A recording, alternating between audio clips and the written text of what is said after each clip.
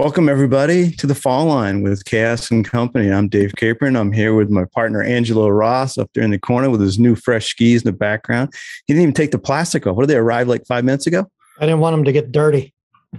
Yeah.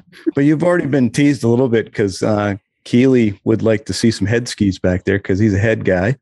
And welcome, Kili. Kili Weibel is here with us all the way from Switzerland, which is really awesome. Thanks for being with us. Yeah. Hi, guys. Thanks for the inviting. And we also have Brenna Kelleher is back again, who is really making this podcast possible because she knows Kili. They're good friends. They work on the Turn project together over there in Switzerland. And thanks, Brenna, for coming back and bringing Kili with you. Thank you, guys. Thanks for the invite. Oh, anytime. I think we might have to make Brenna a regular on here, Angelo. Yeah, she can chip in on the Zoom account. Hey, we do need to say congrats because we haven't seen Brenna in person since the team selection. So excellent. Congratulations, Brenna. Thank you. I'm excited. We'll be looking forward to seeing you at Masters Academy. That's cool that you're coming to that in December. So here. I'm super excited. Our division moved some dates around and I contacted the and I was like, I want to come. I haven't done this event. So I'm excited to be able to. It's a blast. Yeah. So I know, Kili, you ride some bikes. So you've been on the bikes a little bit this summer, I imagine. I was riding the whole summer, almost every day, my bike, yes. But now it has snowed the last days in Switzerland. So I stopped for riding bikes, and now I looking forward to get back on skis. Yeah, we're very jealous. We were actually going to go skiing at an indoor facility here in New Jersey, and they had a fire. So at Big Snow, we couldn't go. So we were going to ski all, I think, 200 vertical, Angelo? 200 more than I'm skiing today. That's right. Yeah, but we'd rather be over there skiing with Kili right now in Switzerland. Yeah. We're a little jealous on that. But so Kili comes to us from Switzerland, and you've been an FIS racer back in through 2005. A graduate of the Sports School of Edinburgh, participant in a couple of Interskis, 2015, 2019. Certified Swiss Snow Sport Instructor. You're on the Swiss Snow Demo Team member, and a bunch of other things. This is really cool. And what's it like to be a ski instructor in Switzerland? What does it take to become a ski instructor? Do you have to belong to a school, or do you join the association first? What happens there? First of all, maybe you need a couple of skills. Technical skills and all the other skills with personality. And then I guess it's a lot of work before you start, or when you start, and until the end you got the certification. But you can start with a kind of accreditation course, for example, Kids Instructor called. Then you don't need a school for that. Afterwards, when you want to start to go for level 1, you join a school, you work for a school. There you will have some training in the school for the education, because then you're ready for these courses. And a lot of courses you need until you're full certificate instructor in Switzerland. We have level 1, level 2, and then level 3. It's with kind of backcountry training, tourism and law training as well. And then at the end, you have to finish it with with paperwork, official paperwork. And then you're full certificate instructor in Switzerland. It's a long way. It's approximately 135 days of education. 135. That's a little more than we have here, isn't it, Brenna? Yeah, it's a few more days, I'd say. But But I have to say it's including 80 days of practica, where you work in a school and with clients. Yeah. Oh, cool. Is some of that supervised practicum that another instructor watches while you're coaching those 80 days? No, not really. You're alone with the clients, but a supervisor from the head of maybe the technical director has to confirm these days. And are all snow sports instructors members of the association in Switzerland, or you don't have to be? You can be from a different country, different organization to teach them? Yeah, you're not automatically a member after the first step. As I said before, the kids instructor, but you can apply the membership if you pay the annual fee, and then you become a member. We have approximately 14,000 member. I think it's not that much, but we are a small country. Yeah. Well, I don't know. We're only about double that, and we're a lot bigger country, so we got to work on that. Okay. Yeah. And how are the schools? Are all of the snow sports schools part of the association, or are some on their own? Are they all members? No, because we have approximately 170 official Swiss ski schools. There are some smaller schools that do not have the official title because they have to apply for a membership after meeting various criteria. However, there are more and more private schools coming the last couple of years, and they are not follow the standard of Swiss snow sports, which has an impact of the quality.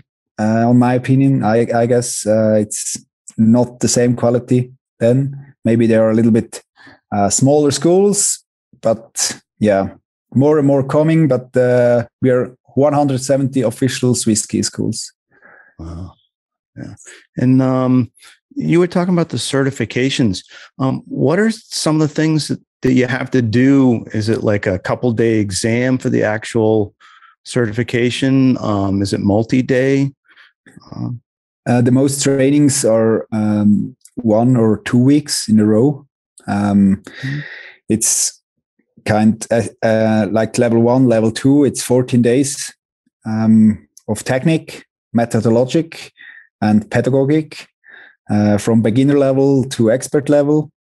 Maybe you start with working with children, and then work your way up to expert level.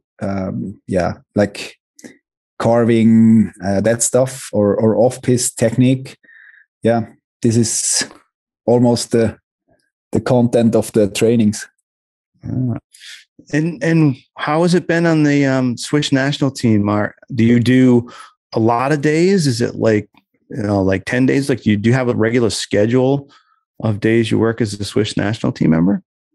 As a member of the demo team or Swiss team, we are working together with maybe 5 to 10 days with the team. But the other thing is to be a trainer. And to be a trainer for the ski instructors, it's almost 40 to 50 days in the winter. The demo team, it's just one thing. We are all experts and trainers. So this is the main part of us. And the other one is, of course, ski together and do some more stuff together to represent Switzerland on the best possible way. Yeah. How much backcountry do you do skiing? Me or with the team? You personally. Okay. What should I say? I wish I could do more, because I live in a really famous ski area or backcountry area, Engelberg, and I'm often on piste, but the last 2-3 years, I'm getting more and more on off-piste or backcountry, and I try to do more backcountry skiing as well for me and with my clients. But my main clients are skiing with me on piste. So, and then the other thing is the time. I have to find good spot to get to go out of piste, but it's getting more and more, I guess. Yeah. I saw Brenna smiling when I was asking about how much backcountry you do. There must be something she has there. Well, that area. So when you guys ask backcountry, and the difference between like what Kili does in Engelberg versus the United States is like most of Engelberg, when you leave any gate or you go under a rope, it's not controlled. And so like most of what Kili is skiing is like what we would consider backcountry. But does he go out and ski tour a lot? I don't know. That's his answer. I think you got that answer. But there is some real. There's what is the ski tour there, Kili? It's called the Unner route. The finish Engelberg. Unner Route. Yeah. That's my goal is to do that this year. Mm-hmm. So we'll see if I can make it. So what are some of the trainings like when you get together with the team? That's a curiosity I have. I don't know if Angela does, because we have one of our Alpine team members here, Brenna, you're from the Swiss team. I mean, what are some of the things you guys and gals do on the Swiss team when you get together? What's training like?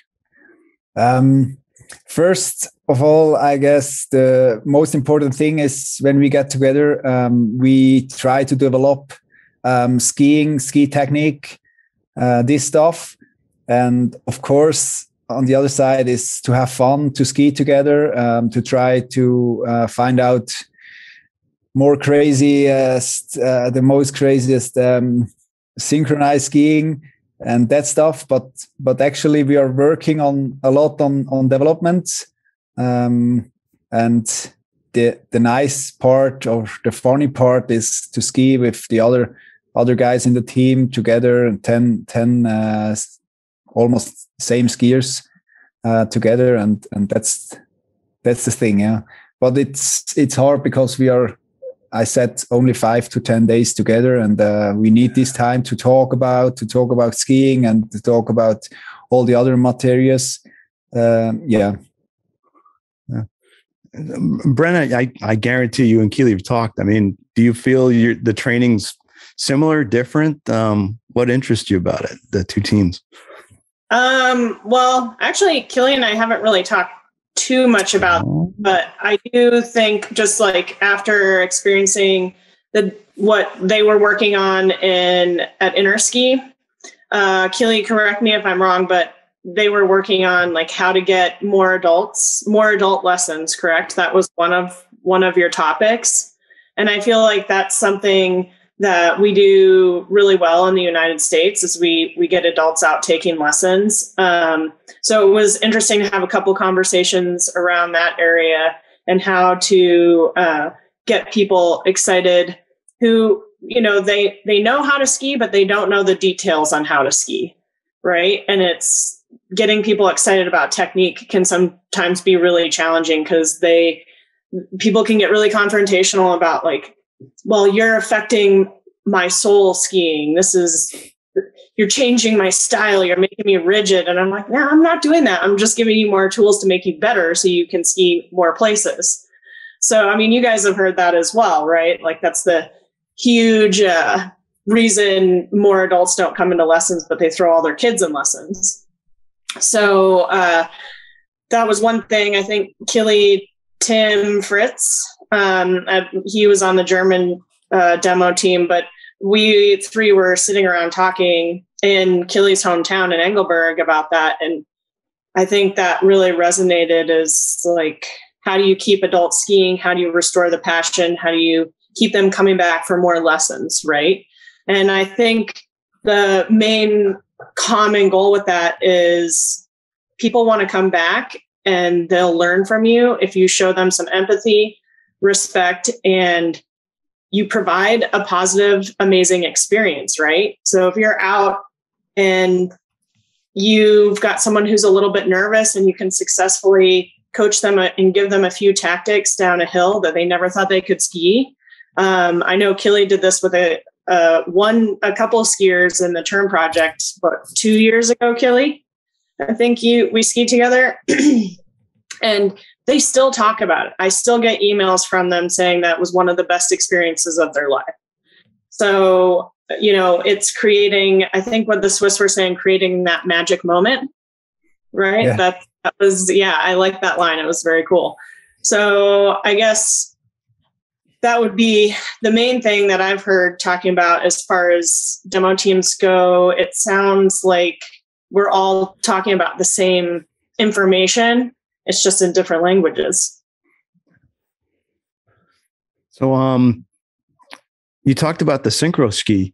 So we see a lot of the other countries do a lot of synchro ski versus us here in the US, but I'm more interested in like what the tech talk was, because you guys get together as a team and like, what are some of the tech talks, the talking about skiing, like when you're sitting down having a nice beer, what's the tech talk like? Yeah.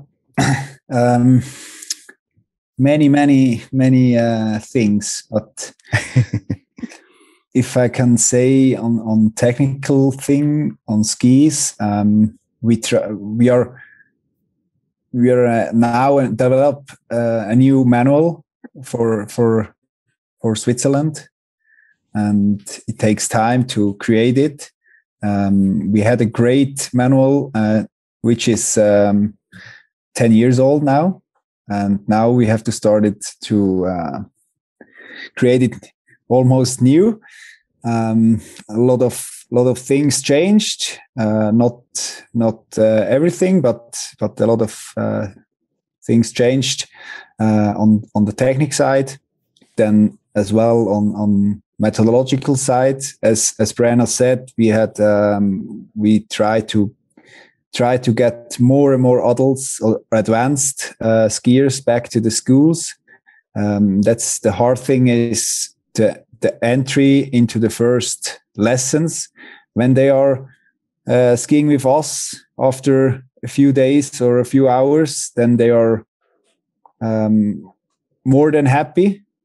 So we could create some magic moments, as she said, and that's our goal. And it's maybe harder work to talk about how to get or how to do the lessons instead of the technical side, because technical side are almost we're not good enough or good. Well, we can say we are good enough in this stuff, but it's always something to develop. And especially my wish for the future is to develop off-piste technique, because off-piste technique, or talking about off-piste technique, it's maybe the last thing is about 10 years ago, and within 10 years the equipment changed a lot, and it's time to develop the off-piste technique with the new pair of skis, the fat skis, etc. This is what I want to go for the next couple of years. Yeah. Cool. I see Angelo's writing away, so I know he has a couple thoughts. I wrote down Brenna's quote because I loved it. Your instruction is destroying my soul. I knew. It's funny though, because what I had just written above that was I wanted to make a note to talk about Kili's Instagram, because I don't know if you guys have seen his Instagram. It's unbelievable. And I wanted to ask you, dude, like, who does your filming? Because it's so high quality. Thank you very much. Like, is it a phone? Are you using a phone, or do you have a cameraman out there? Yeah, depends on which day it is. Depends. Sometimes it's my phone or a friend's phone because the ID was just create, and then hey, let's go do this. Or we are filming a lot with the GoPro, right? And a couple of scenes are filmed by professional videographer. Yeah. Well, if any listeners who haven't followed Kili on Instagram, do it, because it's a treat to watch the skiing. Yeah. But why that is relevant, and back to Brenna's quote, is like I think a lot of adults in the States, the adults I talk to who don't want to take lessons, we sometimes bore them. And we're a very talkative organization. There's a lot of talking in American ski lessons. And I'm watching Kili's Instagram thinking you don't need to talk to him. You just need to show them something like that. And then they're going to want to take lessons, So Kili, the question is like, do you see a trend in Switzerland? Do you see a trend from Swiss instructors where there's more talking than there needs to be? That's a nice question, because our philosophy it's to create good lessons, not always talking too much. So we can say less talking, more skiing, because we can give the clients some tips, some feedbacks, and maybe the good skiers, they should work on it by themselves. They can start to improve their skills by themselves, and you're as a coach, you're helping them to reach the goals, and that's absolutely right. I'm not so much talking on Instagram because I want to inspire the people by good pictures or good films or good movies. And the other thing is I'm not so good on the speaking on English or German. I just want to ski and not talking, Mm-hmm. Yeah, well, the images are inspiring for sure. There's no doubt about it. Yeah. Yeah. Thank Definitely. you.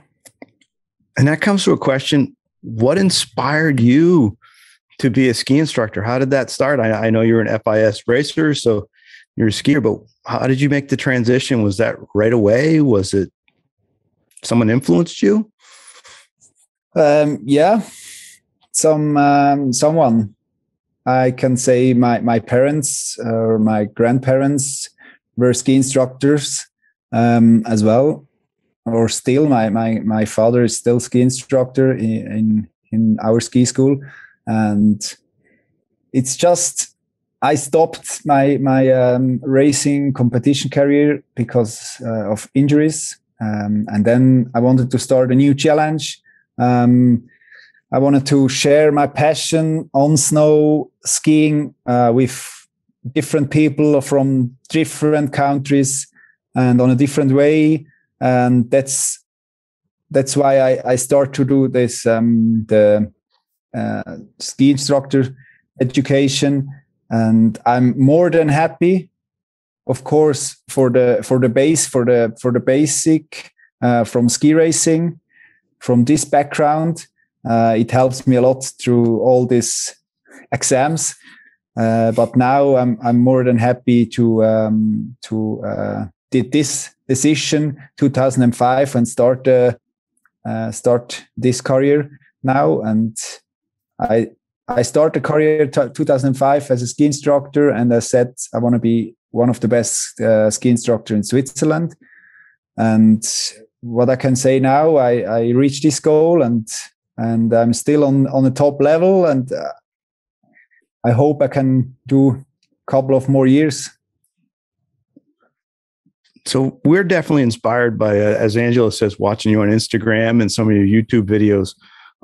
What inspires you? Like when you're watching skiing, what are the movements or the ski doing? What is it you see when you say that's good skiing?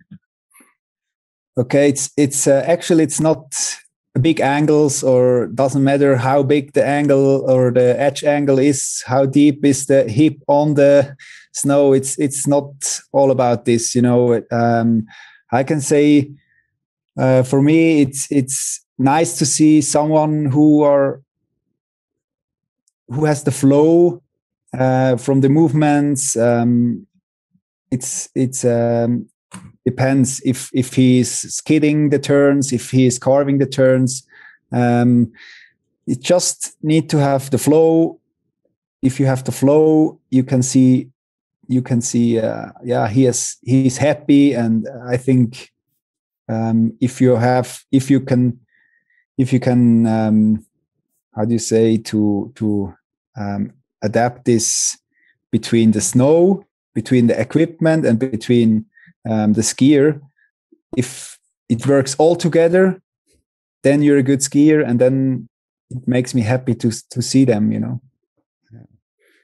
Well, this is kind of a question for both of you. I don't even know if it's a question, more of a statement, but I bet Brenna has some comments. It's, we have a couple educational staff members, our examiners here especially in the East is a couple that it seems like they have the same kind of thing you do, that they just have fun skiing, that you could probably put on any pair of skis and have fun. And how much of that is just, you just love to ski and it doesn't matter what you're on.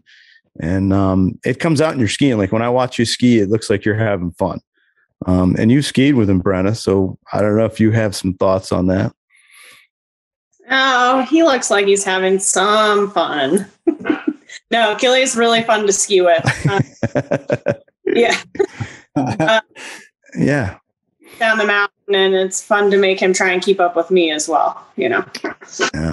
I mean, because Terry Barber is that one. He just if he watches skiing and it doesn't look fun or doesn't look like the person's having fun, it could be so technically sound, but he's like, yeah, that's not exciting. Yeah.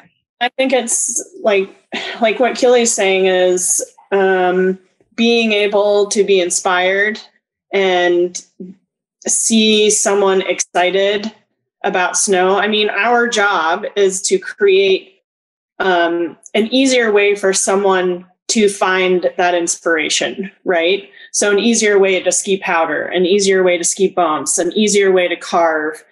And our job is to do that. But like you guys were mentioning, sometimes as instructors, we get bogged down in the details, and sometimes it's the other side too. It's the student that gets bogged down in the details. And that's also our job, to take that student away from the details and bring him back to the sport of, this is fun.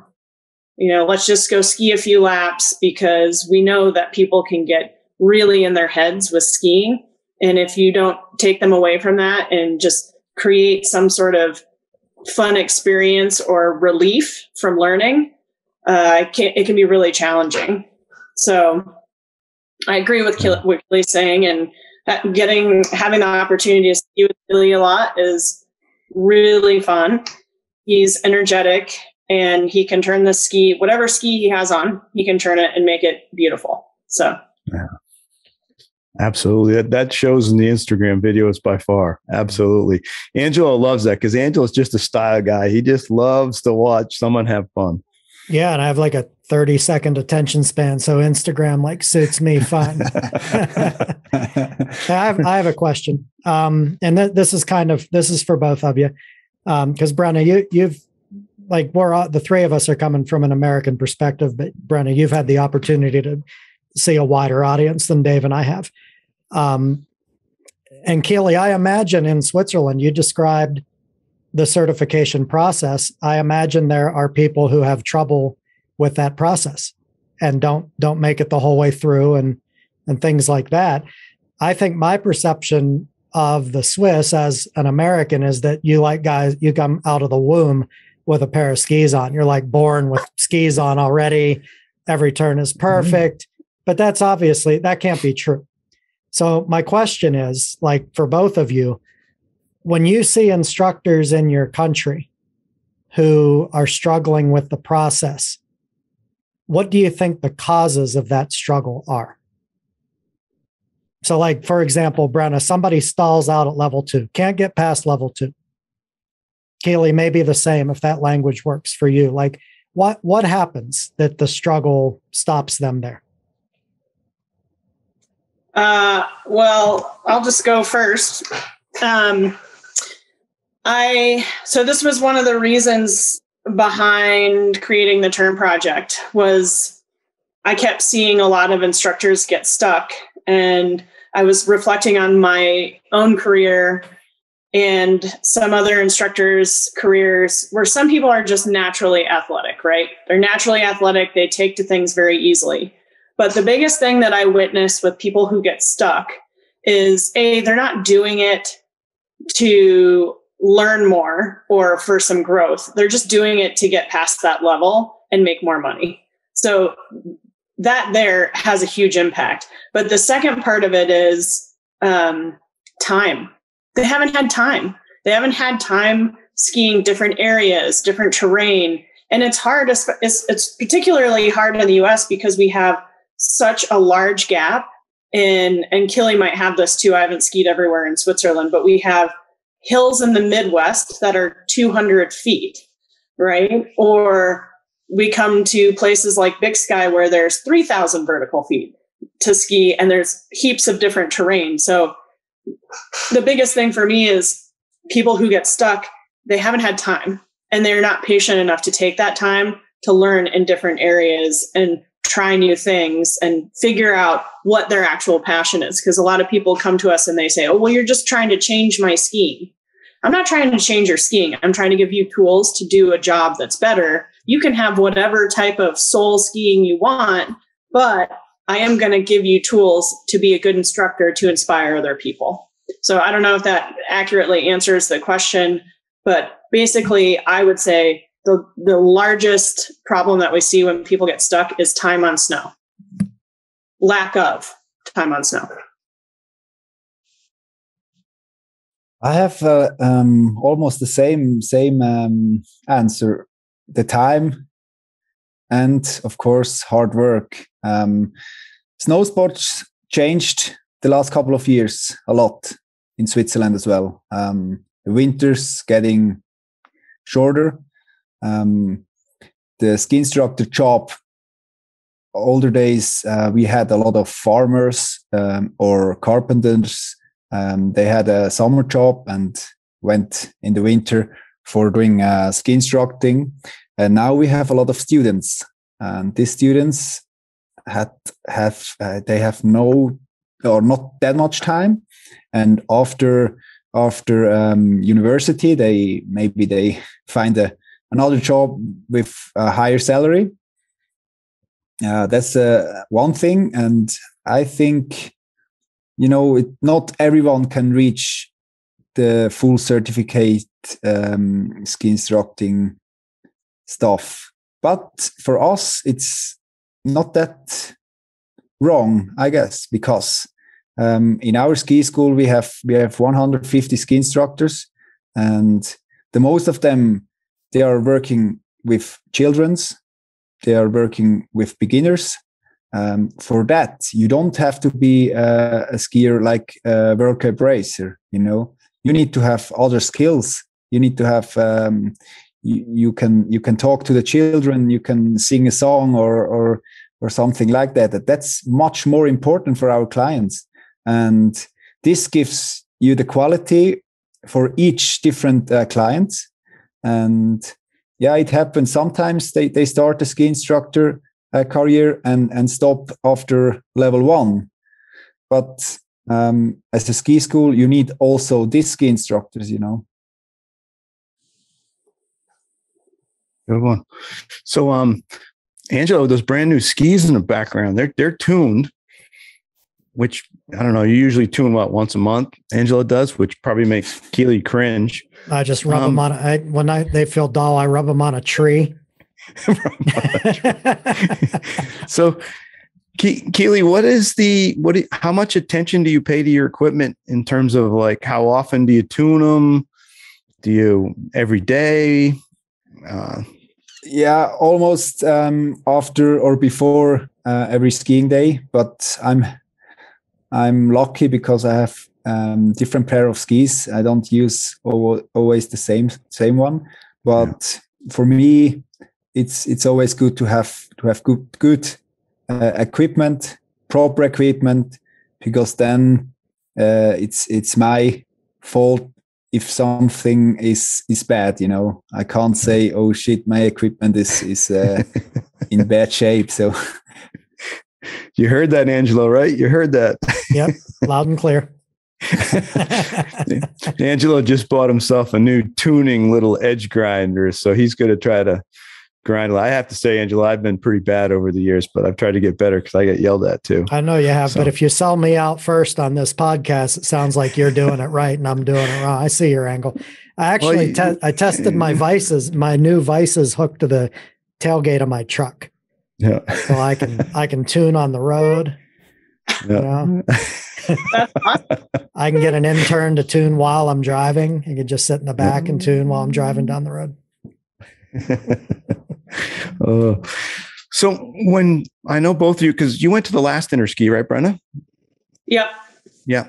So when both of you go to the interski, what are some of the things you look for, or what were some of the exciting things? Like, were there some other countries out there doing some neat things that you wanted to hear more about, or you really liked what they were doing? I mean, is there anybody out there, Kili, you were like, wow, look at what this country's doing?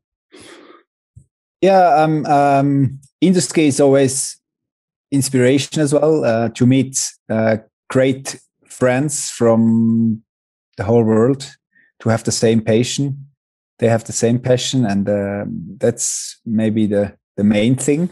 And the other thing is to represent our country and try to get as much information as possible from the other countries. And it's always interesting to see the different techniques. Of course, there are different techniques in each continent, but also sometimes within a continent, it's a little bit different. And then, of course, it makes us from Switzerland proud to have a high regard from the other countries. But as I said before, it's nice to talk with the other skiers about technique, methodological ways to develop further. And this is exactly what we try to do on Interski, and to try to keep something out of it, and try to develop in our country as well for the future, Yeah.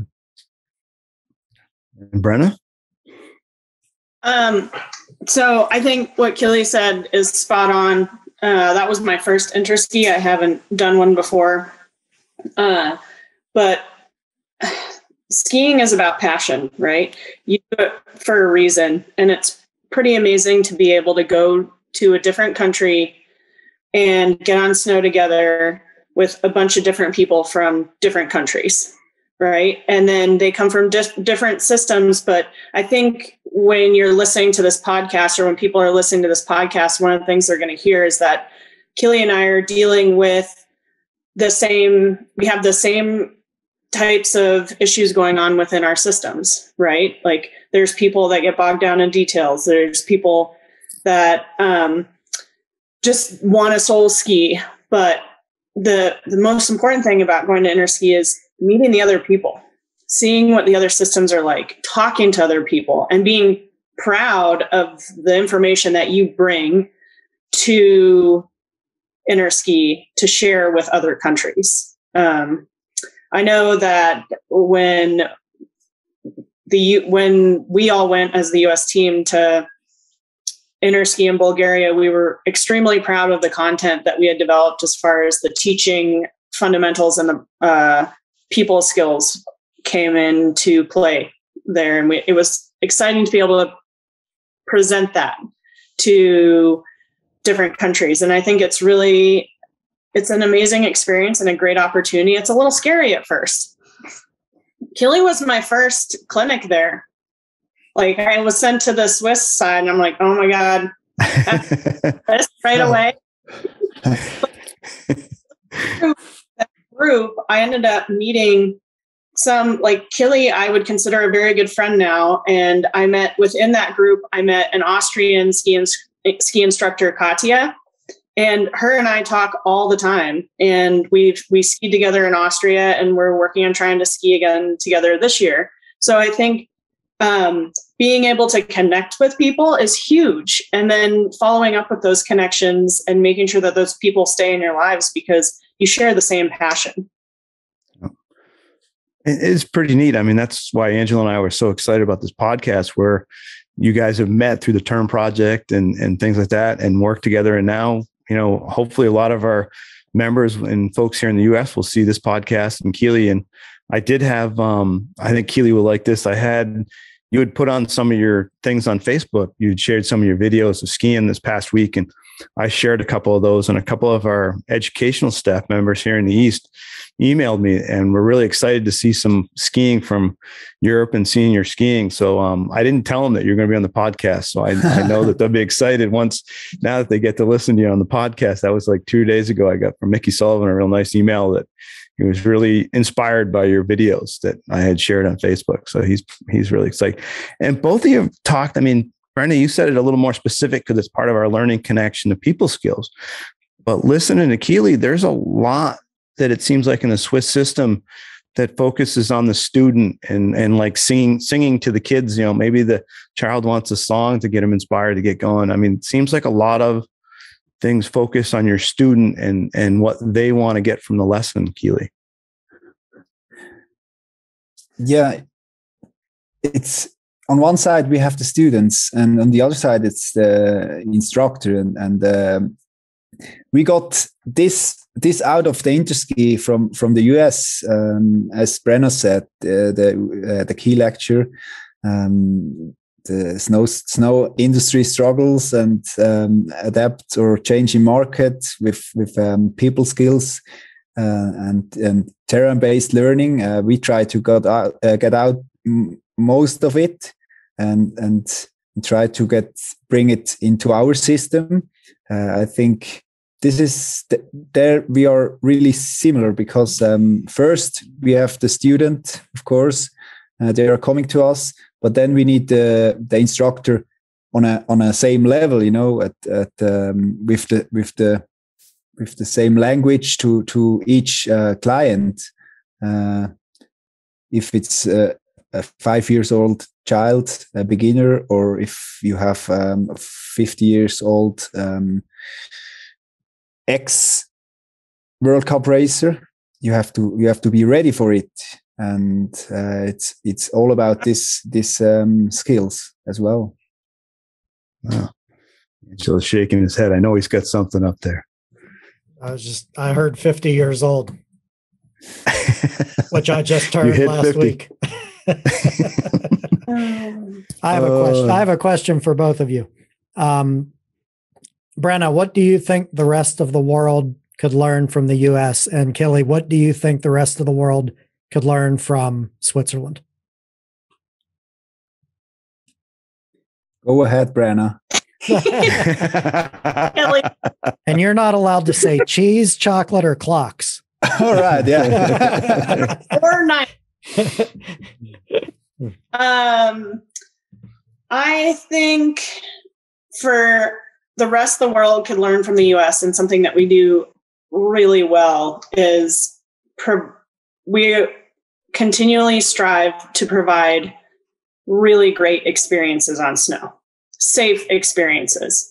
And I think that we do a great job with that. And we're really trying to push that forward with the new teaching fundamentals and the people skills. So that would be what I think that our country does exceptionally well.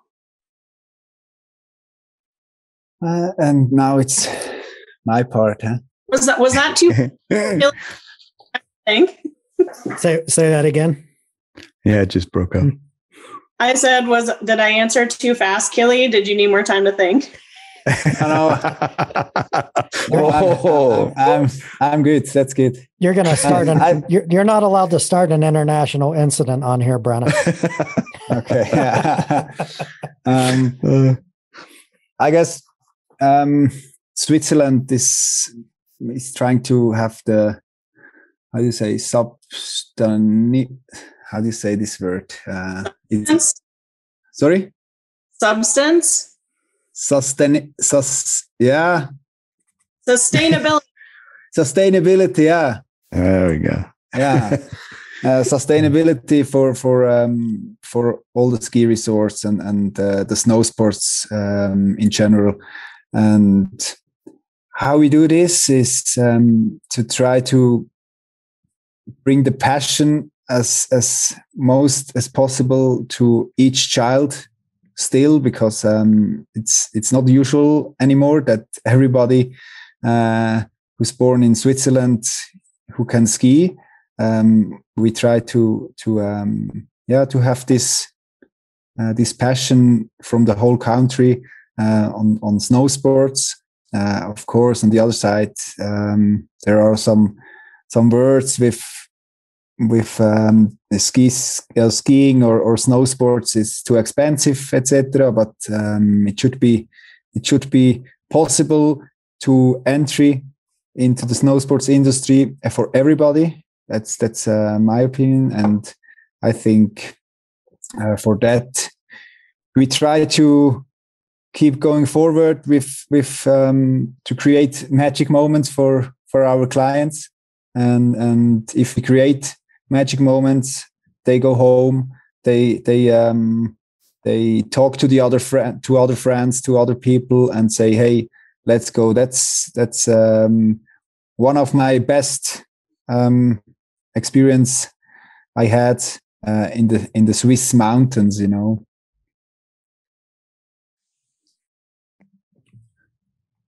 Angela, I think we need a field trip, not to Big Snow in Jersey, but to Switzerland. Yeah, I don't disagree. Yeah. Kili, how much skiing have you done in the States, Kili? Not that much. I was on the West Coast once. Yeah. Well, there you go. Exchange program. Yeah, I try to. But, we'll just all crash it. We'll crash at Brenna's. Yeah. That'd be great. So I've got to ask, because it's really interesting whenever we speak on the podcast there with some high level folks as yourselves, and everyone talks about self-coaching and taking responsibility for your own performance and evaluating your own performance.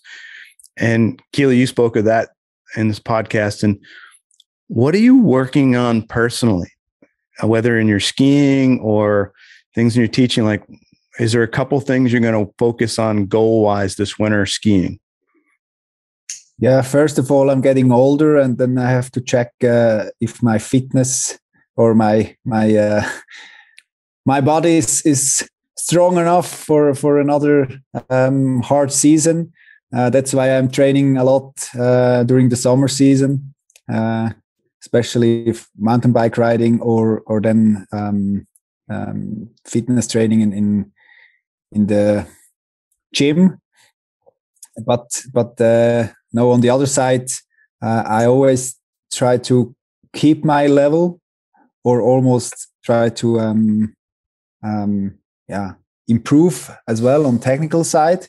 I have a couple of mistakes I can found on myself, but on the other side is always to create a great lesson, to evaluate after a lesson, evaluate the bad things, the good things, and to try to change the bad thing and to take the good thing to our next lesson.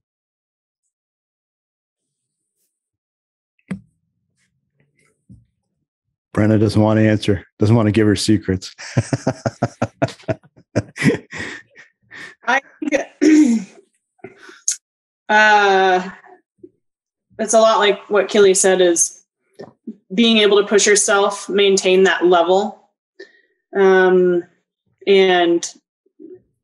exceed that level of potential. I think sometimes it's not necessarily in skiing, but it's in the teaching and how you get out in front of a group, making sure. I think the hardest thing about the job in the US, and I'm sure with Kili it's similar, is every day making sure you go out there with enough energy to be the best that you can be.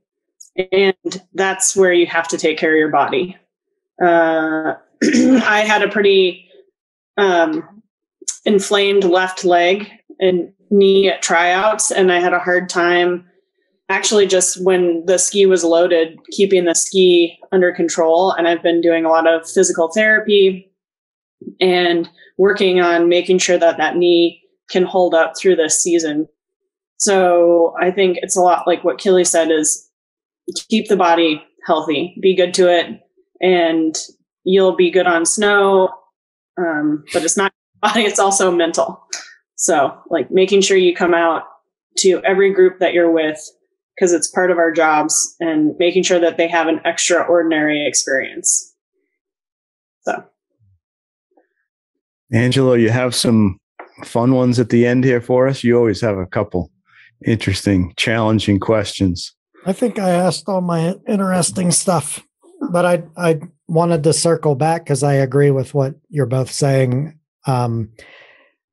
with preparation and fitness, and back to the question that I asked about what holds people back. And I think like as we get older, and you throw on top of that just the typical modern lifestyle, the American lifestyle is pretty sedentary, just staying flexible, staying strong, having endurance. And if physically you're ready to enter the season, it's really similar to having your skis tuned. You have to have your gear in good shape. You have to have your body in good shape. And if you can control those two things more easily, or the more that you can control those two things, rather, probably the easier it is to control the other stuff, like your morale and your motivation and your attitude. I just think that's all important. And now, sounds like Kili will be on skis real soon, but the rest of us now, it's time to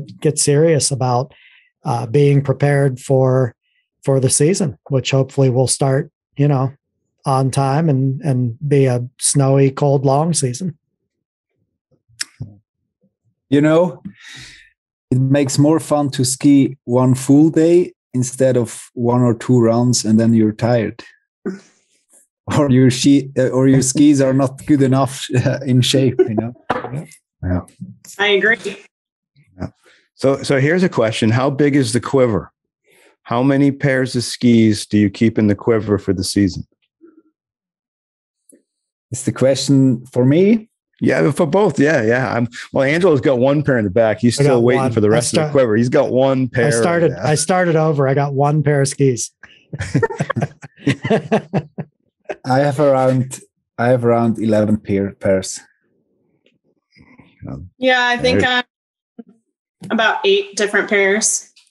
When I go on the road, I try to bring 2 or 3. Well. So that But Brenna. But Kili. Actually, we can say a good skier can ski on just 1 pair of ski. We don't. We don't need different skis. Great. That's the Kili. So you remember that. If you guys make it Switzerland in March to ski with Kili and I, if he can fit it into a schedule, then you can only bring 1 pair of skis. Yeah. Oh, 1 pair. Firebirds in the back. Yeah, I'll be bringing 1 of those. So what is your favorite ski in your quiver? I'd be bringing my Firebirds, probably the WRC. What's yours, Brenna? What's your favorite in the quiver? The ski that I ski the most is because of just being my day-to-day with clients and going from carving to moguls to steeps off the peak. I go for the Black Pearl. Ooh. I do a 177.88 I don't like to go much over 88. It hurts my knees. Yeah. For an extended period of time. Yeah. How about you, Kili? My favorite ski is, if I should pick one out of it, Head E-Race Pro 170. It's good for short turns. It's stable enough for a little bit higher speed on carving turns. You can go into the bumps, and as well you can go ski off piste. Angela, what's your favorite pair? The one in the background, the only one? I'll tell you as soon as I take them out of the plastic. Well, I mean, last year I was with Head last year. I really gravitated toward the E-Titan. I loved it. I took a 177 to Breckenridge for National Academy. Was a 17.5 meter turn radius. It was a beautiful ski for out there. And you could do anything on it. And I think this year this is a WRC behind me. I have an HRC and a Brahma 88 on the way. And I imagine, just based on past experience, I'll probably spend most of my time on the HRC. The Brahma, around where I live near Pittsburgh, we don't get powder days, we get crud days. So I imagine on the cruddy days, I'll grab the Brahma. And on bigger hills, when we go stay with Brenna, I'll bring the WRC and just rip around Big Sky on that. Yeah. I like it. Yeah. Well, this has been awesome. And I have to thank the friends of the podcast, Blizzard Technica and Nick's Boot Fitting. It's been awesome. And Brenna is one of Technica Blizzard's on-hill people with the team, which is great. We have a bunch. What is there, 7 plus a coach on the team this year? There's a lot of Blizzard tech. We have a very strong team this year. It was pretty awesome that Blizzard threw down and said, we want all of you. That was cool. It's nice to get support like that. Are we making they've been super. Yep. What's that? I missed that. I was asking Kili if we're making him feel lonely over there. That's okay. You didn't ask me about Blizzard, you know. So I stay on Head. Oh, and Brenna, thank you so much for connecting us with Kili. And Kili, thanks for taking the time. I hope I would love, man. Angela and I got to work on this field trip of Chaos and Company to get over to Switzerland to ski with you and Brenna. That would be amazing. I have to do a lot of groveling, begging to my wife to let that happen at that time of year. But hopefully that'll work out. But thanks for doing this, and I hope sometime in the future we can have you back again to chat with us. And it's been really cool. Thank you very much. Thanks, everybody out there. Hope you've enjoyed the podcast with the Fall Line with Chaos and Company. Thank you, guys. Thank you, guys. Thanks, everybody. Great conversation. That's awesome. That was cool.